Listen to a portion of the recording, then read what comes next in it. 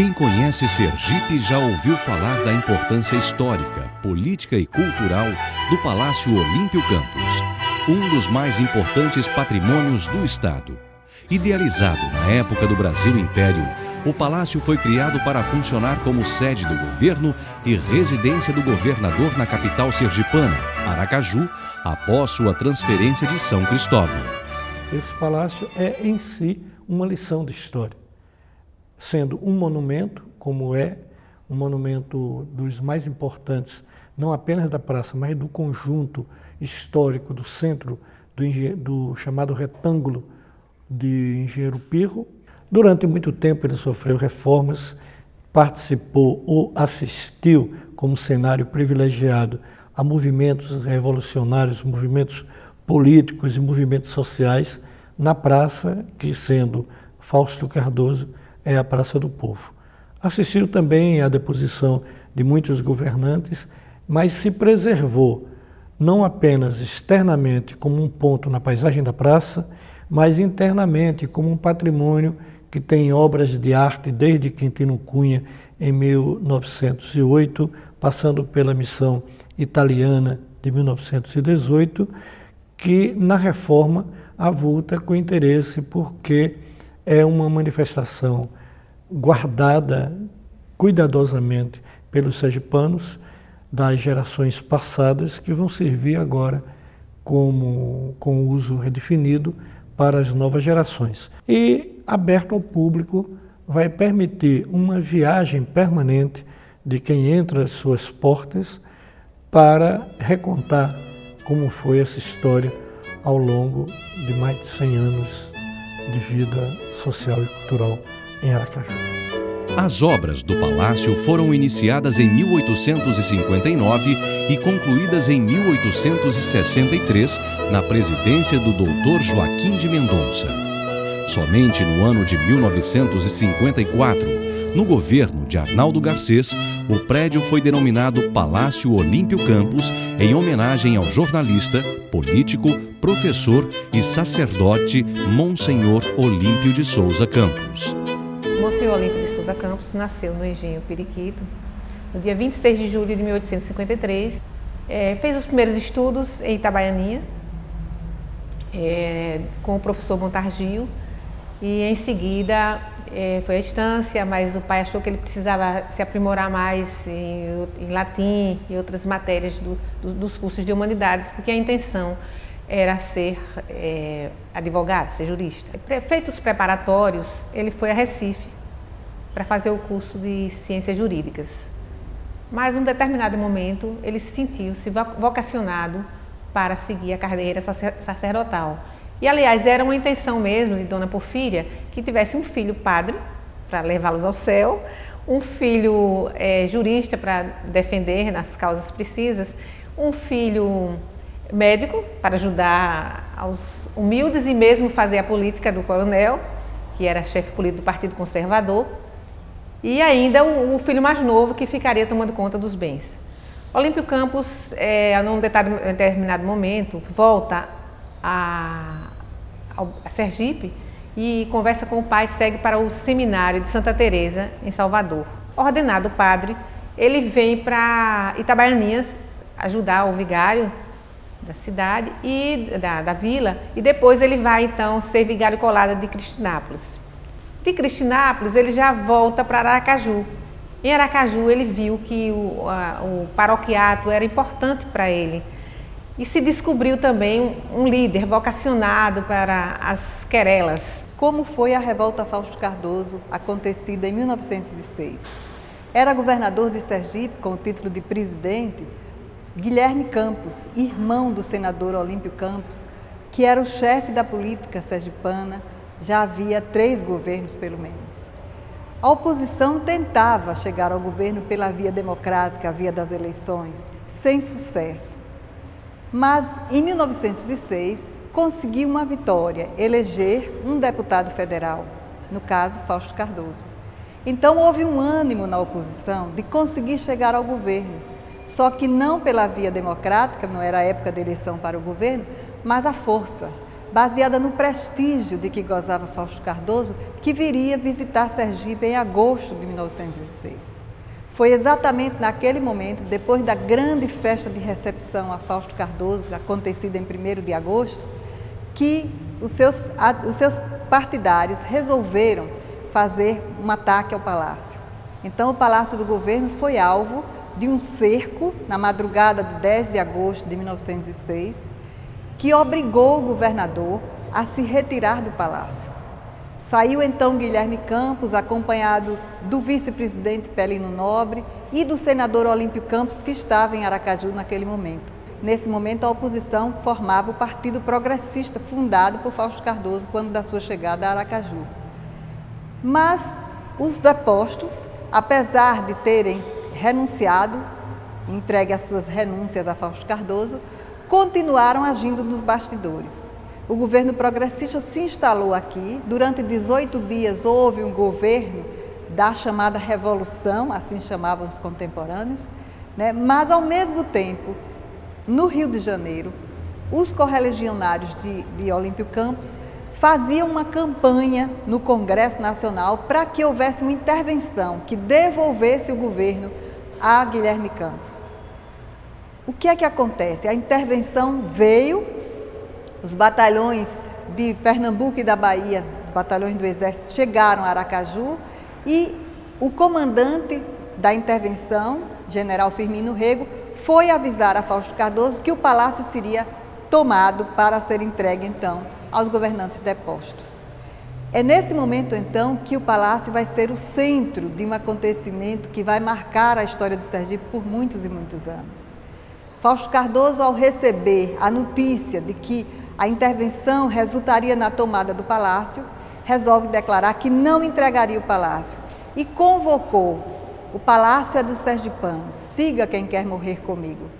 Então vem para aqui, para o palácio, sobe essas escadas e, com os que o acompanharam, resolve defender o palácio. Só que eles estavam desarmados e não conseguiam enfrentar uma tropa que estava perfilada em frente ao palácio. O general ordenou que Fausto Cardoso e os que o tinham acompanhado fossem retirados do palácio à força. E é assim que acontece. Finalmente, é na porta do palácio que o próprio Fausto Cardoso, que gritava para a tropa do exército: miseráveis, bandidos, atirem, matem um representante da nação. De repente, ele é alvejado na barriga e cai. Esse é o ato, assim, podemos dizer, máximo do movimento de Fausto Cardoso. Porque quando ele cai, há um tumulto geral que vai apanhá-lo, ele morre. Logo depois, ele é levado para uma casa próxima ao palácio, mas morre. E da sua morte, resulta que a revolta que ele liderava se fragmenta inteiramente. As pessoas ficam desesperadas, mesmo a resistência que tinha sido aprontada até no interior do estado deixa de existir, e daí por diante toda Aracaju, pode-se dizer, todo o Sergipe só fazia chorar a morte de Fausto Cardoso. Com a morte de Fausto, gerou uma indignação muito forte na sociedade sergipana, e como Monsenhor Olímpio Campos tornou-se o grande adversário, então começou-se a pensar na vindita, na vingança contra o próprio Monsenhor Olímpio Campos, que então desempenhava o mandato de senador. Então, poucos meses depois, os filhos de Fausto e mais outro parente, eles cercaram Monsenhor Olímpio Campos numa praça do Rio de Janeiro e assassinaram com facadas e tiros. Então, em poucos meses, o que foi que ocorreu? As duas grandes lideranças de Sergipe, elas foram mortas, e isso traumatizou muito a sociedade sergipana, de forma que, anos depois, o palácio tomou o nome de Olímpio Campos e a sede do Parlamento, a sede da Assembleia Legislativa, tomou o nome de Palácio Fausto Cardoso. Em 1985, mais de 120 anos após a sua inauguração, o Palácio Olímpio Campos foi tombado por ser um dos mais significativos monumentos da arquitetura oficial e importante referencial da história política e da cultura sergipana. Neste momento em que o Palácio se reforma, o Palácio se renova, para ter uma nova função, né, ele está dando continuidade à sua função democrática. O Palácio representa a democracia, né? Agora, houve aqui dentro desse recinto um momento estranho de quebra da democracia, né? Ele se viu naquele instante de teatro para isto, infelizmente, né? Porque as forças que se instalaram num novo regime, num regime de força no país, né, mandaram os seus guardas, seus representantes militares aqui e agrediram o governador de então. Cometeram uma verdadeira agressão contra a família governamental representada. Família governamental é o modo de dizer, mas a família do governador, representada por ele e por sua esposa. Mas são verdades. Eu me lembro que nós estávamos na casa de Heraldo Lemos, no apartamento dele, hospedados. Nós fizemos normal, viemos. Dória ainda teve conversas com... estava no máximo daquelas coisas. Tem entrevistas minhas naquela época, mas entrevistas já, aquela revolução, já o programa teve aquela reunião dos sargentos, Jango chamou Dória, pôs inclusive um avião especial para vir conversar com os governadores, para ver se conseguia. Dória disse, isso já não é momento não tem nada, e nós viemos para aqui.